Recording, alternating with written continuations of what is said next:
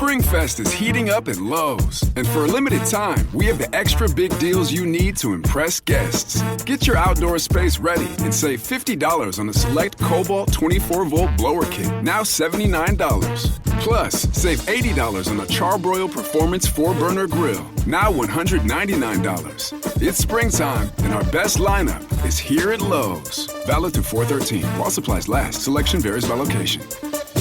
Listen, all you New Yorkers. Taxi. Okay, man, we're looking around. This is the 77 WABC minicast.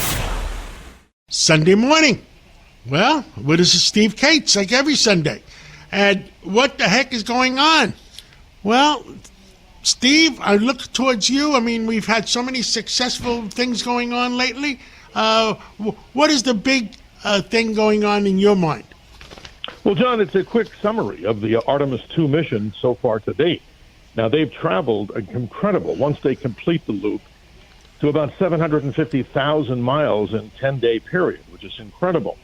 Now, not to be overly verbose, but the big thing about that mission was that they've gone as far away from Earth as humans have ever gone. That's 252,760,000 miles, which is incredible. But, John, here's a bit of trivia from space.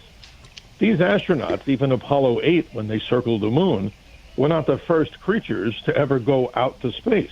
That title goes to the Russians, who launched a space probe called Zond 5, which was Mission 5. And on board, John, really quickly, they had a few animals, including 2 tortoises.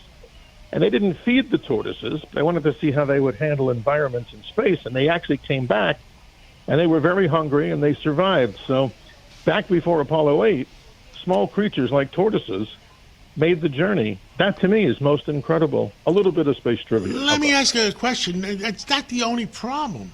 You know, things that NASA doesn't tell us sometimes is the amount of radiation you're going to get on an 8-month trip to Mars.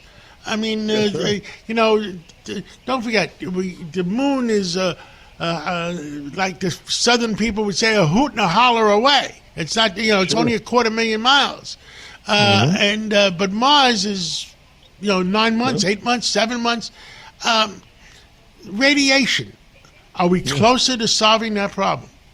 Probably not, John. I mean, that's always, all we want is honesty here. And here's the reason I say that. It's because they're still doing the analysis from Artemis and other missions that were made that went even deeper into the Van Allen belt. So you're absolutely right. But, John, going back to some of the mysteries of the moon, here's the 5 that are most important. What's the origin of the moon? Some say that an object like the planet Mars sliced into the Earth, and what came out was the moon. It formed. How much water is on the moon? There's water ice. We don't know how much. The next one, what is the center of the moon like? Why did the moon lose its magnetic field? And why is the far side that the astronauts on Artemis have seen so different than the front? So you're right. Only 250,000 miles away, these mysteries are still unfolding, John. It's just incredible. It is incredible, but it shows you how little we know versus how much we know. You're absolutely right. And here's another one. How about closer to home? When did the Earth's magnetic field flip? Well, it's done it many times, but the big one, John, according to geologists and space scientists, 43 million years ago, the entire magnetic field of the Earth flipped, and it lasted 80,000 years. So closer to home, every 300,000 years it flips, and over the last 170 million years, the magnetic field flipped, John, 500 times. And the reversal may not be good. We don't have anyone, coming soon, thank goodness, at least as far as we know. How far away will be the next one? I mean, don't forget, I used to be a pilot. I haven't flown lately, but I'm still in the aviation business. Absolutely. They changed the runway numbers a little while back because there's a little bit of variation.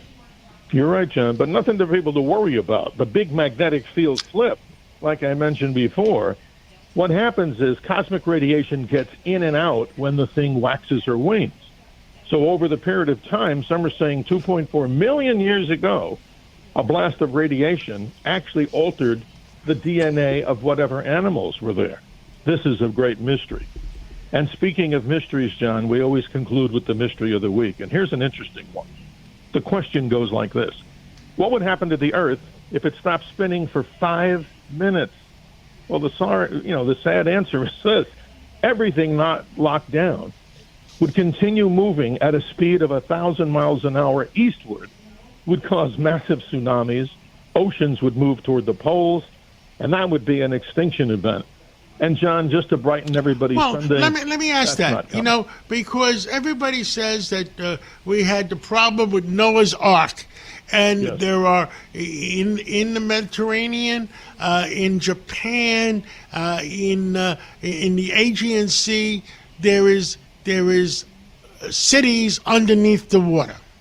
Yes, it's So amazing. when did that happen? Did it happen 5,000 years ago, 10,000 years ago? We really don't know, John. They do this geologic dating by checking for what they call isotopes in rocks, and they check. But what's so fascinating about it, we always talk about it, and we both obviously agree 1,000,000%. Mother Earth has always been through crises, but always seemingly recovered. So with the pyramids in Egypt, we're finding out that there's other areas underneath there that are still unexplored, but under the oceans, John, we have less knowledge of the undersea of the ocean or the underworld, down there, than we do about outer space. So there's so much to learn right below our feet, not just above what's our heads, looking out into the sky. Total amazing. As we enlighten everyone here on the great mysteries of what's happening around Mother Earth and out to space. Well, Steve Cates, thank you for your wisdom, and we'll talk to you again real soon to find out more things of what's going on. And I enjoy your show midnight on Friday nights and midnight on Saturday nights for Saturday morning and Sunday morning, and 2 hours of more mysteries. And God bless you, and God bless America. Well, John, thank you for the opportunity as we speak about everything above our heads, and also stories of American exceptionalism in times that we need to pull together and obviously talk about what you talk about always, truth, justice, and the American way. Thank you for having me, and good Sunday morning to everyone.